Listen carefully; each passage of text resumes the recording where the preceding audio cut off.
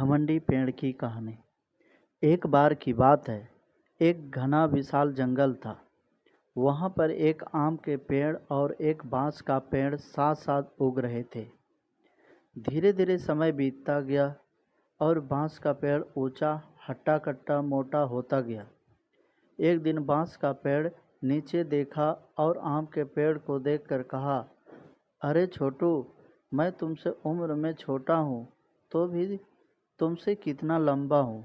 और वहाँ हंसने लग गया, हा हा हा। आम का पेड़ उसे सुनता गया और फिर उसने कहा, मेरे दोस्त, प्रकृति ने कोई भी दो चीज़ एक समान नहीं बनाई है। हर कोई एक दूसरे से अलग है। कोई छोटा है क्योंकि कोई लंबा है, कोई मोटा है तो कोई पतला है, लेकिन हर किसी की अपनी एक खासियत है जो कि हमारे हाथ पर नहीं है। तब बांस के पेड़ ने पकड़ते हुए कहा, तुम मुझसे जलते हो और यह मान भी लो कि मैं तुमसे लंबा हूँ।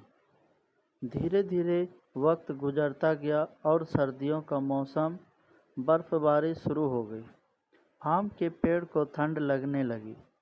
वह उस ठंड में सिकुड़ता गया।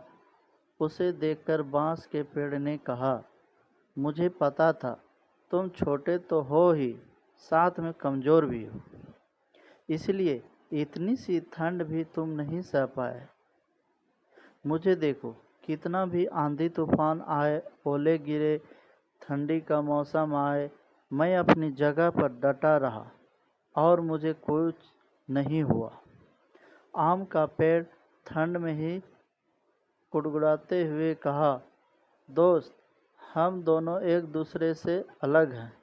हर किसी की इस जीवन में अपनी भूमिका है जिसे हमें निभाना पड़ता है। इसका मतलब यह नहीं कि कोई एक दूसरे से बेहतर है। धीरे धीरे सर्दियों का मौसम चला गया और गर्मियों का मौसम आ गया। आम के पेड़ में पीले पीले नारंगी आम फल गए, जिसकी खुशबू इतनी जोरदार कि चारों तरफ पके पेड़ आम की ही खुशबू, जिसका लुत्फ उठाने सारे वन्यजीव आने लगे। आम का पेड़ चिड़िया की चहचहाट और अन्य छोटे जीव का खेल कूद का मौसम बन गया। जल्द ही आम के वजन से पेड़ की टहनियाँ झुकने लगी। यह देखकर बांस का पेड़ बोला, तुम तो अब और भी छोटे हो गए। यह सुनकर आम का पेड़ इस बार कोई जवाब नहीं दिया।